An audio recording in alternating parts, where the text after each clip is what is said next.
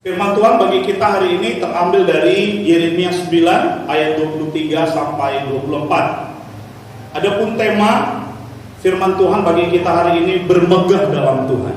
Sekali lagi, bermegah dalam Tuhan.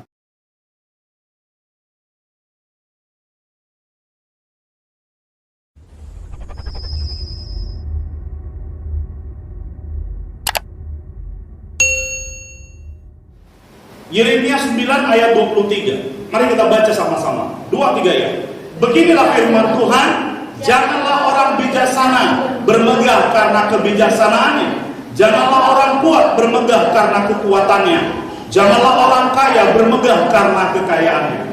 Saudara, kemegahan manusia duniawi adalah materi. Kemegahan manusia duniawi adalah prestasi. Kemegahan manusia duniawi adalah segala sesuatu yang dimiliki. Kemegahan manusia duniawi adalah apa yang melekat pada diri. Sehingga seringkali manusia bermegah dengan segala sesuatu yang ada padanya. Ya, yaitu apa? Kebijaksanaan, kekuatan, kekayaan. Ini kemegahan manusia duniawi. Ya, manusia duniawi bermegah karena apa yang dilihat oleh mata. Kecantikan, ketenaran, kepopuleran, jabatan, ya, kepemilikan harta benda. Ini yang membuat manusia megah. Tetapi hari ini, saudara, firman Tuhan dengan tegas berkata kepada kita, janganlah. Ya, tadi dikatakan di situ, janganlah orang bijaksana bermegah karena kebijaksanaannya. Janganlah orang kuat bermegah karena kekuatannya. Janganlah orang kaya bermegah karena kekayaannya. Janganlah orang yang punya jabatan bermegah karena jabatannya. Janganlah orang yang punya pangkat bermegah karena pangkatnya. Janganlah orang bermegah karena titel gelar yang dia miliki. Pertanyaannya, saudara, mengapa firman Tuhan melarang kita bermegah seperti demikian? Kata jangan, saudara, itu berarti larangan. Ya, meskipun manusia duniawi inilah yang mereka cari, meskipun manusia umumnya inilah yang mereka kejar, yaitu harta, kemegahan dunia. Tetapi hari ini kita, anak-anak Tuhan, firman Tuhan melarang kita untuk bermegah seperti umumnya manusia pada umumnya. Ya, pertanyaannya mengapa? Mengapa firman Tuhan melarang kita? Nah, ada beberapa alasan, saudara, mengapa firman Tuhan berkata jangan orang bijaksana bermegah karena kebijaksanaannya. Jangan orang kuat bermegah karena kekuatannya. Jangan orang kaya bermegah karena kekayaannya. Karena yang pertama, saudara, harta tidak berguna. Harta tidak berguna. Kenapa harta tidak berguna? Amsal 11 ayat 4. Yuk kita baca 2-3 ya. Pada hari kemurkaan, harta tidak berguna, tetapi kebenaran melepaskan orang dari maut.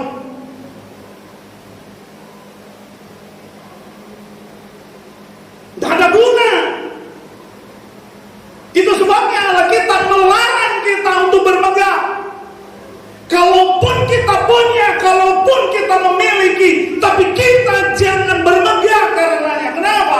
Karena harta dunia tidak berguna ketika apa? Hari kemurkaan tiba. Kenapa? Karena pada hari kemurkaan itu, seberapapun banyaknya harta yang kita miliki, tidak dapat melepaskan kita, tidak dapat menyelamatkan jiwa kita. Dan betul-betul dia tidak berguna sama sekali. Gunanya hanya ketika hidup di dunia ini. Harta hanya berguna ketika kita ada di dunia ini. Tapi di dalam kekekalan, harta sama sekali tidak ada gunanya. Satu kali Yesus menceritakan cerita tentang Lazarus dan orang kaya. Pernah dengar? Ya. Lazarus yang miskin mati di bawah malaikat ke pangkuan Bapak Abraham. Dan orang kaya itu juga dikatakan mati. Dan ketika dia mati, dia dibawa mana? Ke alam maut. Ya. Ke alam maut.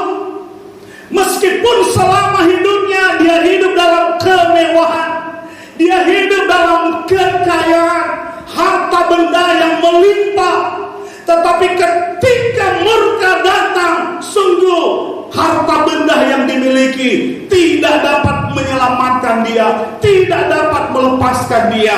Itu sebabnya dia berkata kepada Bapak Abraham, Bapak Abraham, kasihanilah aku, suruhlah Lazarus untuk mencelupkan jarinya ke dalam air dan mencucukkannya ke dalam mulutku, sebab di tempat di mana aku di sini, aku sangat menderita.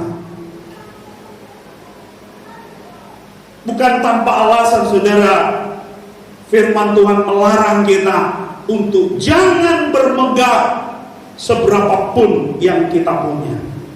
Ya, mungkin engkau berkata, Pak, tapi kan aku bukan konglomerat, aku bukan orang yang kaya raya. Tidak, saudara. Ya, hati manusia seberapapun yang dia punya, saudara, itu bisa gagah sombong dia. Ya, dia bisa bergantung kepada kekayaannya itu. Ya. Nah, di dalam Lukas 9 ayat 25 dikatakan, apa gunanya seorang memperoleh seluruh dunia tetapi ia membinasakan atau merugikan dirinya sendiri. Matius 16 ayat 26, kita baca sama-sama 2-3 ya. Apa gunanya seseorang memperoleh seluruh dunia tetapi kehilangan nyawanya, dan apakah yang dapat diberikannya sebagai ganti nyawanya? Firman Tuhan berkata, janganlah orang kaya bermegah karena kekayaannya. Kenapa? Karena sekalipun engkau memperoleh seluruh dunia, itu tidak ada gunanya kalau pada akhirnya engkau akan kehilangan jiwamu, engkau akan kehilangan nyawamu. Kalau engkau binasa, tidak ada gunanya. Saya heran di dalam gereja sekarang ini ajaran tentang kemakmuran lagi dengung-dengungnya tinggi. Ya, bahwa orang yang makmur itu yang pasti diberkati Tuhan. Padahal banyak murid-murid Tuhan, banyak rasul-rasul Kristus yang justru tidak berlimpah-limpah harta yang dimilikinya. Ya, itu ajaran gereja saat ini, ya, tentang kesuksesan. Saya mau bertanya pada kita, apa artinya kamu sukses? Kamu mencapai tingkat tertinggi dari cita-citamu, tapi kalau kamu mati binasa bagaimana? Ada gunanya tidak? Tidak ada gunanya, bukan? Tidak ada guna sama sekali. Tidak ada gunanya. Tapi ini yang dikejar oleh dunia. Ini yang membuat dunia ya bekerja banting tulang mencari. Saudara, mari kita pikir kembali, ya, apa yang menjadi orientasi hidup kita, apa yang menjadi tujuan hidup kita. Apakah tujuan kita hidup di dunia ini adalah untuk mencari harta dunia ini, untuk mengejar dunia ini, yang pada akhirnya tidak ada gunanya sama sekali? Ya, dapatkah harta benda seberapa banyaknya pun yang kita miliki, dapatkah melepaskan kita dari maut? Dapatkah menyelamatkan jiwa kita? Ada seorang kaya datang kepada Yesus dan berkata, Guru yang baik, apa yang aku harus lakukan supaya aku memperoleh hidup yang kekal? Lalu Tuhan berkata kepada dia, lakukanlah apa yang dikatakan oleh firman Tuhan. Dan dia berkata, semua itu aku sudah lakukan. Oke, kalau gitu kata Tuhan, satu lagi kekuranganmu, juallah seluruh hartamu dan kemudian bagikan kepada orang miskin, lalu kamu ikut aku. Jelas Alkitab katakan di situ, anak muda itu pulang dengan sedih hati, dengan kecewa. Kenapa? Catatannya jelas. Kenapa? Karena banyak hartanya. Dia tidak mau kehilangan hartanya, dia tidak mau kehilangan uangnya, dia tidak mau kehilangan segala kelimpahan, kemewahan, kemakmuran yang ada padanya. Itu makanya firman Tuhan berkata, jangan engkau bermegah karena itu. Kenapa? Karena gak guna. Saudara, kalaupun kita punya, itu pemberian Tuhan. Kita gak perlu bermegah karena itu. Kita gak perlu sombong karena itu. Karena itu apa? Pemberian itu gampang bagi Tuhan mengambilnya. Ya, dan Tuhan tidak mau hati kita melekat kepadanya. Yang berikut saudara, kenapa kita melarang kita untuk tidak bermegah seperti orang-orang duniawi? Firman Tuhan tadi berkata, janganlah orang bijaksana bermegah karena kebijaksanaannya.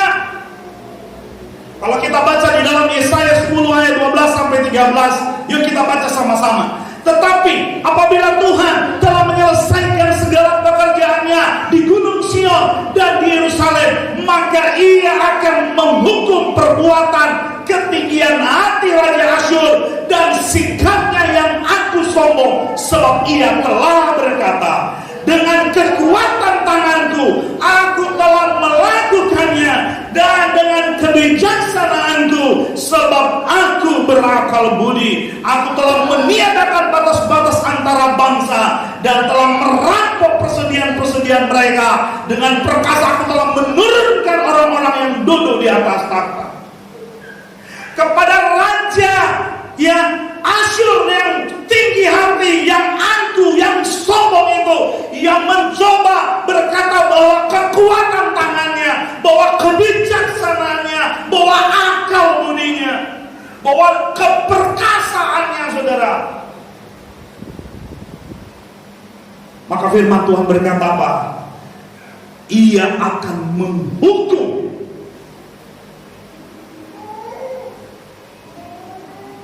Sekarang ini banyak orang bangga dengan ilmu pengetahuan yang dimiliki, merasa pintar, merasa jago, ya kan? Ada seorang mahasiswa yang ketika seorang pendeta datang di kampus untuk menyampaikan kebenaran firman Tuhan, pendeta ini diundang di dalam sebuah ibadah mahasiswa. Ketika mahasiswa ini mengetahui bahwa di kampusnya akan diadakan ibadah, maka mahasiswa ini menyusun pertanyaan yang akan dia tanyakan kepada pendeta. Ketika dia menuliskan pertanyaan itu di sebuah kertas, sambil tersenyum-senyum dia berkata, tiba waktunya engkau Pak Pendeta, kupermalukan engkau di depan umum. Pertanyaanku pasti tak bisa engkau jawab. Lalu kemudian saudara, ia pun berangkat dan memasuki tempat di mana ibadah berlangsung. Ya, dia sudah tidak tahan menunggu kapan waktu kesempatan dia bisa mengajukan pertanyaannya.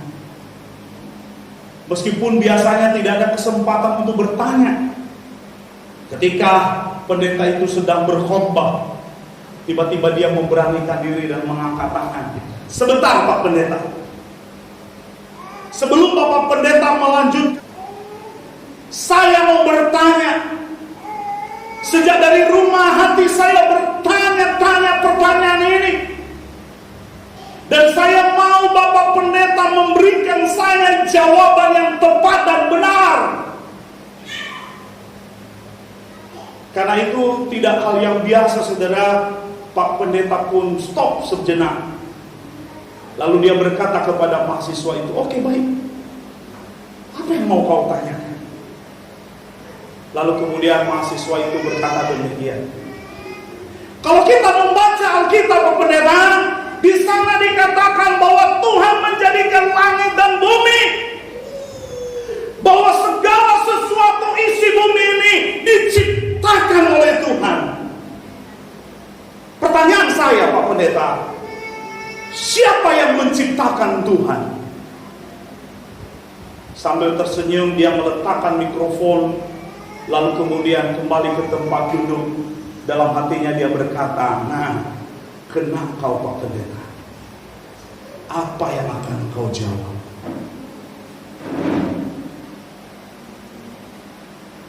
Lalu kemudian Pak Pendeta berkata menjawab pertanyaan itu.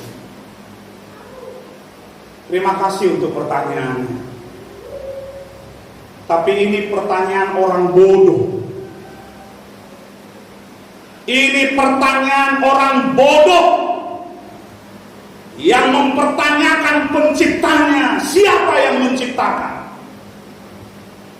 Kalau ini orang pintar yang bertanya, maka dia akan lebih dahulu berpikir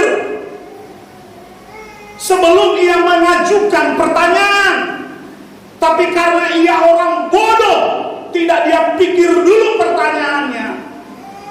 Makanya saya berkata ini pertanyaan orang bodoh. Kenapa ini pertanyaan orang bodoh? Sebab kalau Tuhan itu pencipta, sementara ia diciptakan, maka dia bukan pencipta. Tapi karena dia tidak ada yang menciptakan, maka status sebagai pencipta melekat kepadanya. Dikatakan demikian, mahasiswa yang lain menyoraki kepada mahasiswa yang gagah sombong tadi. Saudara, ingat, Tuhan akan menghukum perbuatan tinggi hati. Ketika engkau menganggap diri lebih, Tuhan pasti akan menghukummu. Tuhan tidak akan membiarkannya, saudara. Orang yang meninggikan diri pasti direndahkan Tuhan. Ya. Seperti apapun kebijaksanaan kita, seperti apapun kecerdasan kita, seperti apapun hikmat yang ada pada kita, ya, tidaklah itu menjadi isyarat bahwa kita diperbolehkan Tuhan untuk meninggikan diri. Ya. Jadi saudara, bukan tanpa alasan Tuhan berkata, jangan orang bijaksana ya bermegah karena kebijaksanaannya. Kenapa? Karena Tuhan akan menghukum orang demikian. Seperti Raja Asyur yang berkata, kekuatan tanganku, aku telah melakukannya dengan kebijaksanaanku, sebab aku berakal budi. Dan dia berkata, dengan perkasa aku telah menurunkan orang-orang yang duduk di atas takhta. Padahal segala sesuatunya itu dikerjakan oleh Tuhan. Tuhan yang melakukannya, Tuhan yang melakukannya, bukan dia. Kalau kita pinter, itu karena Tuhan memberikan kita apa? Hah? Tuhan memberikan apa kita? Tuhan yang menaruh itu dalam pikiran kita. Jadi kita nggak perlu merasa hebat. Amin. Gak usah. Nah, Tuhan melarang kita, saudara, jangan kita bermegah karena itu. Ya. Yang berikutnya, saudara, mengapa Tuhan berkata janganlah orang kuat bermegah karena kekuatannya? Yeremia 17 ayat 5 sampai 6. Yuk kita baca sama-sama. 2-3 ya. Beginilah firman Tuhan. Terkutuklah orang yang mengandalkan manusia, yang mengandalkan kekuatannya sendiri, dan yang hatinya menjauh daripada Tuhan. Ia akan seperti semua bulus di padang belantara. Ia tidak akan mengalami datangnya keadaan baik. Ia akan tinggal di tanah angus, di padang gurun, di negeri padang asing yang tidak berpenduduk. Ya. Tuhan sangat melarang untuk kita jangan bermegah karena kekuatan kita. Kita jangan mengandalkan diri kita. Jangan kita merasa bahwa kita hebat dan kuat. Kenapa? Orang demikian terkutuk. Terkutuk orang yang demikian, saudara. Dikutuk Tuhan. Ya. Tanpa disadari, seringkali di dalam kehidupan kita orang Kristen, saudara, kita memegahkan diri. Kita memegahkan kebaikan kita. kita memegahkan ketulusan kita, kebenaran kita, perbuatan kita. Saya mau kasih contoh kepada kita, saudara.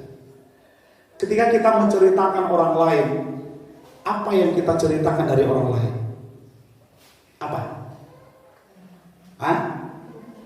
Apa yang kita sering kali ceritakan tentang orang lain? Hal apa? Keburukannya. Keburukannya, kekurangannya. Itu yang akan kita ceritakan. Ya kan? Si Anu itu loh.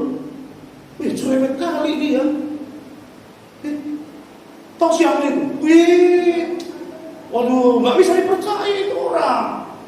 Ya. Tahu kamu si Anu ya? Dia itu judes. Wah. Ya kan? Itu yang akan kita ceritakan. Segala keburukan orang lain, segala kejelekan orang lain. Kau tahu nggak siapa itu? Dia baru potong rambut. Waktu dia baru potong rambut, terbalik. Sebelahnya nggak sama kiri dan kanan. Jelek kali dia jadi. Itu yang kita ceritakan. Ya. Tidak kita ceritakan orang lain. Kau tahu siapa ya? Waktu dia ke kampus, malu kali. Sepatunya putus, aduh. Ternyata murah, ternyata sepatunya itu. Aduh. Itu yang kita ceritakan, kawan. Itu yang kita beritakan, keburukan, kekurangan orang lain.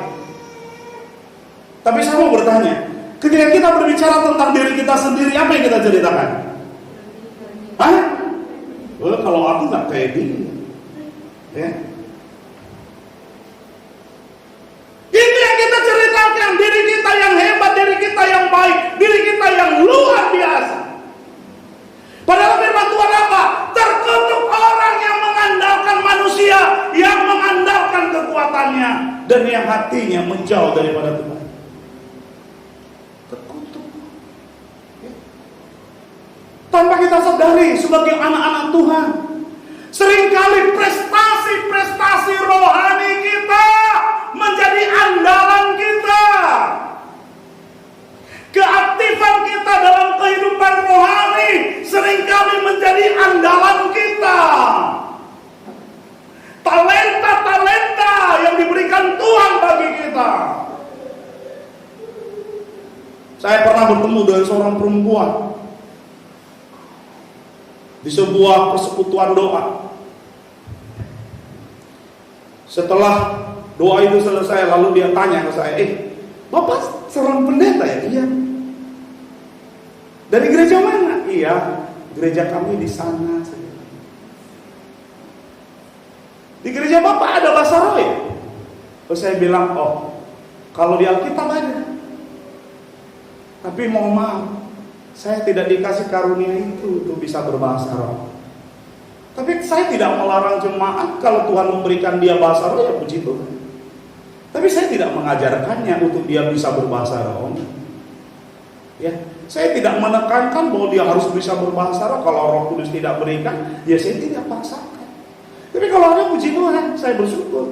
Ya, gitu. Berarti gereja Bapak itu bukan gereja Roh Kudus ya. Berarti tidak ada Roh Kudus di gereja Bapak itu. Kalau saya, Pak, sejak saya bertobat, saya bisa berbahasa roh. Bagus, saya bilang. Dan bukan hanya bahasa roh, Pak. Tuhan juga berikan saya karunia-karunia yang lain, termasuk karunia kesembuhan. Kalau siapa itu tidak saya doakan, Pak, dia tidak akan sembuh. Dalam hatiku mulai muncul kesombongan yang orang ini.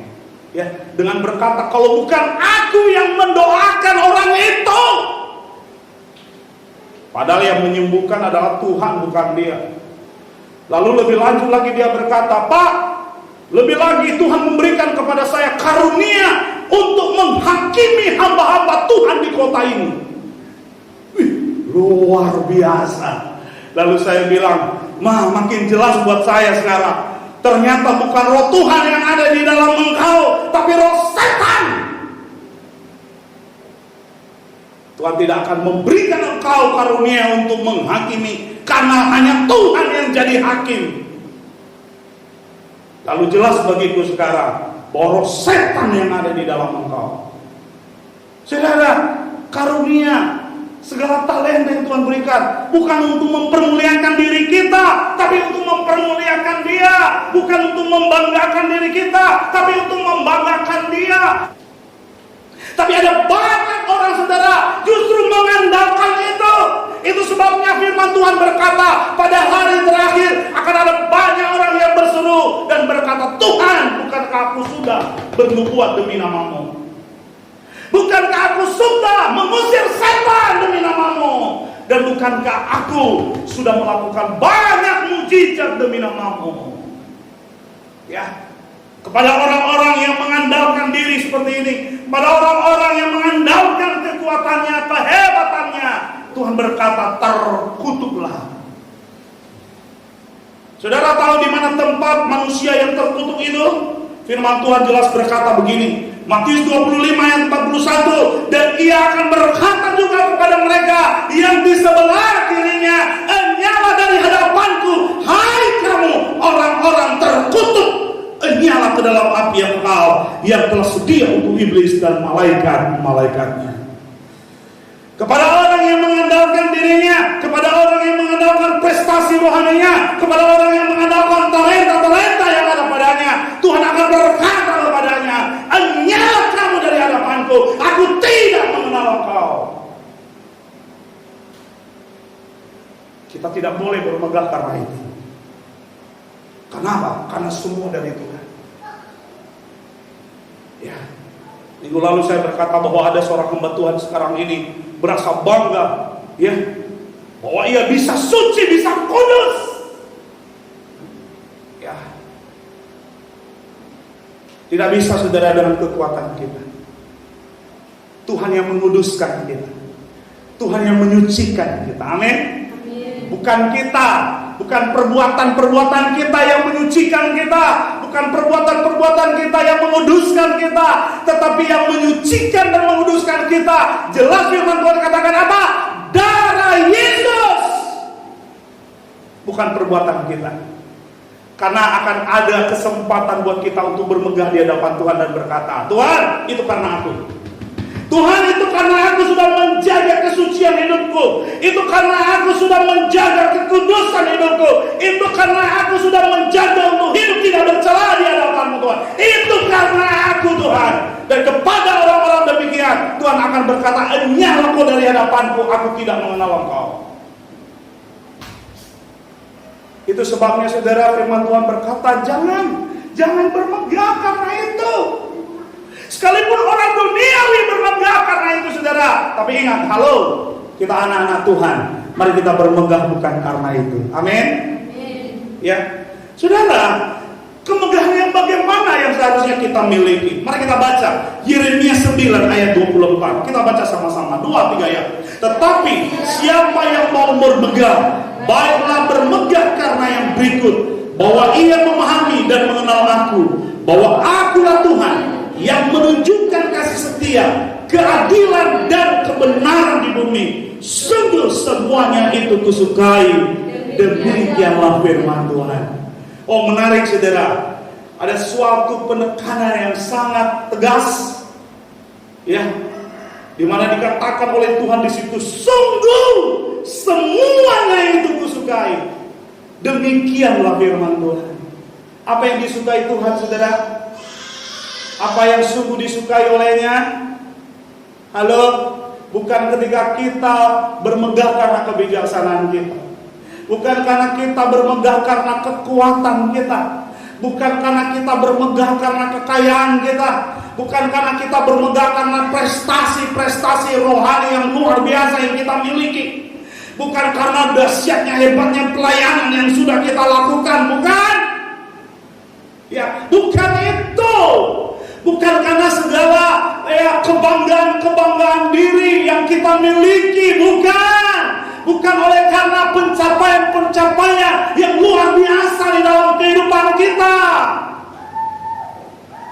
Tetapi yang disukai Tuhan adalah karena kita memahami dan mengenal Dia. Itu sebabnya Tuhan datang. Untuk apa? Untuk memperkenalkan dirinya kepada kita.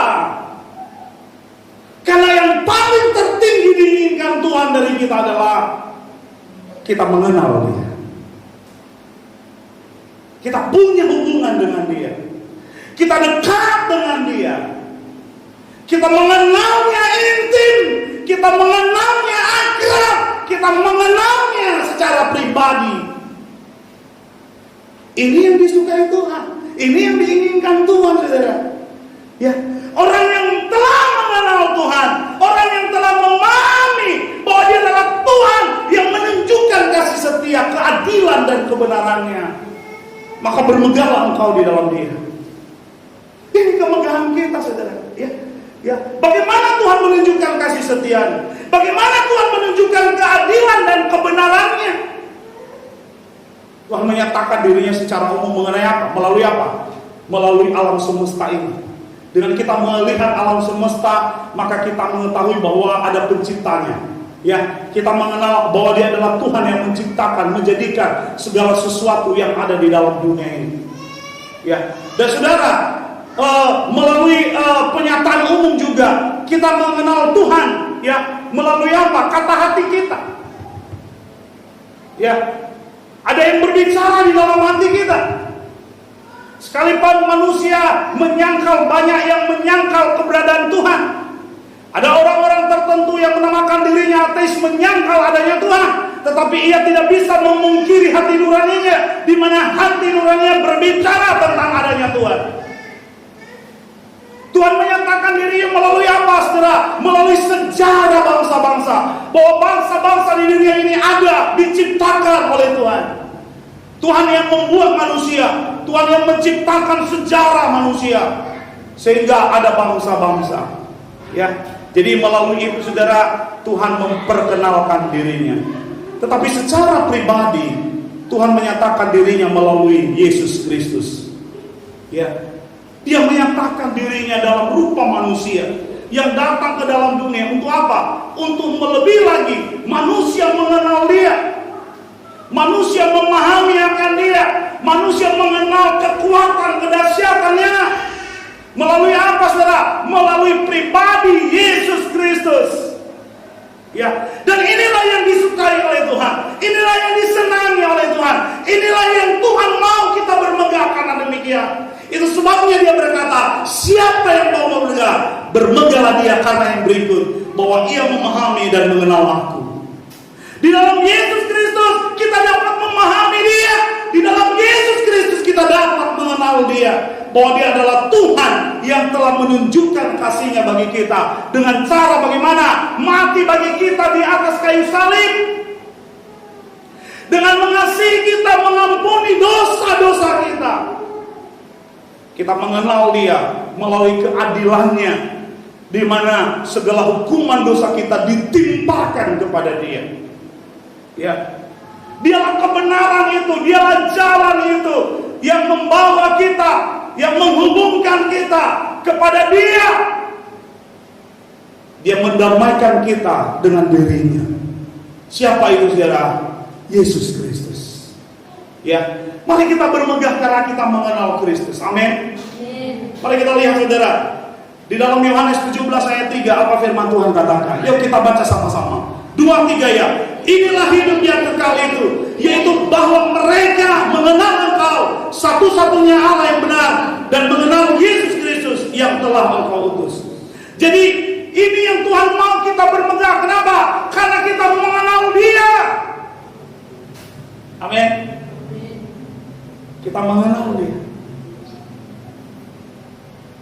kita memahami Dia, kita mengerti akan Dia, kita paham jelas bagi kita apa yang dilakukannya bagi kita. Kita mengerti bahwa Ia mengasihi kita. Kita mengerti bahwa Ia telah datang untuk mencari, menyelamatkan kita. Bahwa Dia satu-satunya dan tidak ada yang lain. Ya. Dikatakan di situ, mengenal Engkau satu-satunya Allah yang benar, dan mengenal Yesus Kristus yang telah Engkau utus. Menarik, saudara. Kata mengenal di sini adalah ginosko. Apa? Ginosko. Apa itu ginosko, saudara? Bagaikan suami istri saling mengenal. hubungan akrab, hubungan intim, hubungan yang dekat. Saudara, kalau engkau mau mengenal seseorang lebih dekat, apa yang perlu dilakukan? Supaya kita dapat mengenal seseorang, apa yang harus kita lakukan? Apa? Menjalin hubungan. Apalagi? Mendekat kepadanya. Anda tidak akan mengenal seseorang dari jauh. Saudara, kalau kita mau mengenal seseorang, maka kita harus membangun hubungan yang lebih dekat dengan dia. Kita harus lebih dekat lagi mengenal dia. Kita harus intim, kita harus punya hubungan secara pribadi dengan dia. Demikian dengan Tuhan, saudara, untuk kita dapat mengenal dia, untuk kita bisa mengenalnya dengan benar, maka kita harus punya hubungan dengan dia secara pribadi.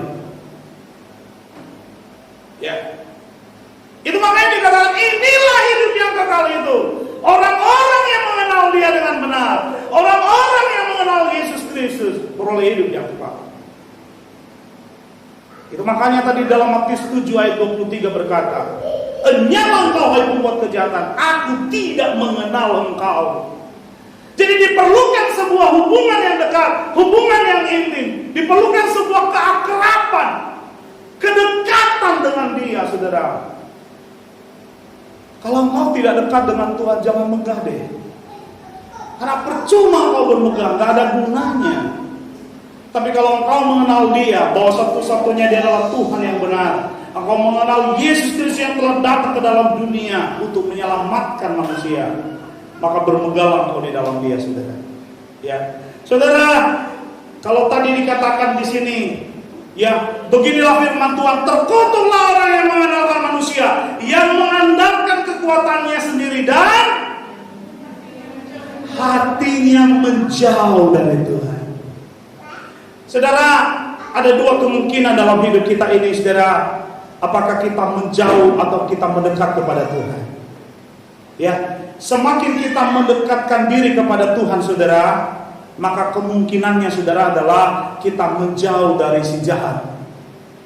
Saya ulangi, saudara, semakin kita mendekatkan diri kepada Tuhan, maka kemungkinannya adalah kita menjauhkan diri dari si jahat. Itu, semakin kita mendekat kepada Tuhan, semakin kita mencari dia, mengenal dia dengan baik, mendekatkan diri kepadanya, saudara, maka kita akan semakin menjauh dari si jahat. Dan dengan kita semakin jauh dari si jahat, maka kita akan jauh dari kebinasaan.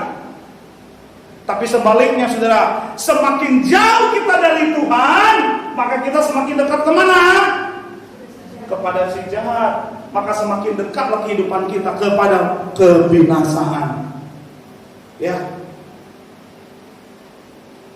kita harus membangun hubungan kita yang dekat dengan Tuhan.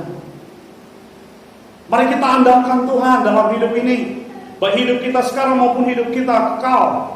Mari kita bergantung kepada Dia. Ya, mari kita bawa, mari kita serahkan hidup kita kepada Tuhan. Biar hanya Dia yang kita andalkan di dalam hidup ini, dalam apapun yang kita perbuat, saudara. Mari kita lakukan, saudara. Terkadang kita baru mau dekat dengan Tuhan kalau ada yang kita mau. Itu, saudara. Ya. Saya pernah diundang di sebuah rumah untuk berdoa. Sebelum saya memulai doa itu, saya bertanya kepada keluarga itu, kapan terakhir kalian berdoa di rumah ini? Sebelum saya berdoa, saya tanya, kapan terakhir kalian berdoa di rumah ini? Jujur, kepala keluarga itu berkata, Pak, kami ini jarang sekali berdoa. Iya, tapi kapan tepatnya terakhir kalian berdoa di rumah ini? Ya, udah lama sekali, Pak. Udah lama sekali. Ya. Lalu kenapa hari ini berdoa? Iya, Pak, soalnya istri saya ini sakit, Pak. Saya minta tolong sama Bapak lah, doakan istri saya ini. Ya. Lah selama ini ketika dia sakit, ya kalian panggil siapa? Ya kami sudah panggil sama Eleke. Ya. dari kampung ini, dari kampung ini, dari kampung ini, dari kampung ini, dan hasilnya tidak ada, Pak. Makanya sekarang kami panggil Bapak, tolonglah dulu doakan kami, Pak. Doakan dulu istri saya supaya istri saya ini sembuh, Pak. Saudara, ini bukanlah sesuatu yang baik, ya. Kita baru mau dekat dengan Tuhan ketika ada yang mau kita inginkan, ya. Kita hanya mencari pertolongan Tuhan, kita hanya mencari berkat Tuhan, kita hanya mau mencari tangan Tuhan yang dapat memberikan sesuatu kepada kita. Padahal seharusnya saudara, yang harus kita cari adalah wajah Tuhan. Dan untuk kita bisa menemukan, mendapatkan wajah Tuhan, maka kita perlu bersekutu secara pribadi dengan Tuhan. Kita berdoa, kita membangun hubungan yang pribadi dengan Tuhan. Kalau kita hitung, kalau kita lihat, kalau kita evaluasi hidup kita setiap hari, saudara, seberapa kita membangun hubungan itu, seberapa kuat, seberapa sering saudara kita melakukannya di dalam kehidupan kita. Apakah ada sebuah kerinduan yang dalam untuk dekat dengan Tuhan? Hanya ketika kita terjebak dalam situasi yang sulit, hanya ketika kita punya persoalan, hanya ketika kita menghadapi kesukaran dan kesulitan hidup, baru kemudian terkadang kita ingat Tuhan, saudara. Ya, bukan itu yang Tuhan sukai, tetapi yang Tuhan sukai tadi, saudara, adalah kita memahami, kita mengenal Dia. Dari mana kita memahami Dia? Dari mana kita mengenal Dia? Dari hubungan yang kita bangun dengan Dia. Pengalaman kita setiap hari dengan Tuhan membuat kita semakin kenal Tuhan. Saudara, supaya engkau juga mengenal Tuhan, supaya engkau memahami Tuhan, maka bangunlah hubungan yang dekat, yang intim dengannya. Dan disitulah engkau bermegah. Itulah yang menjadi kemegahanmu, ya.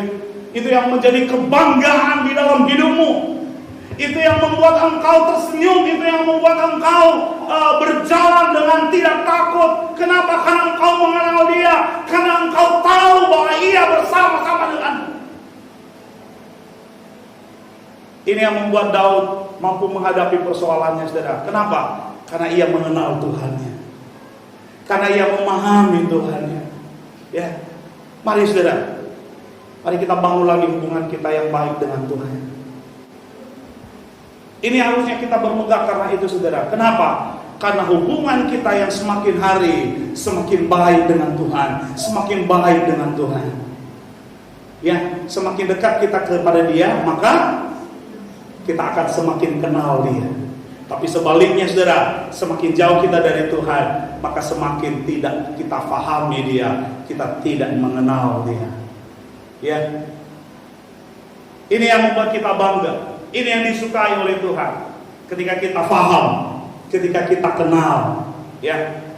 Jadi dalam apa kita bermegah, saudara?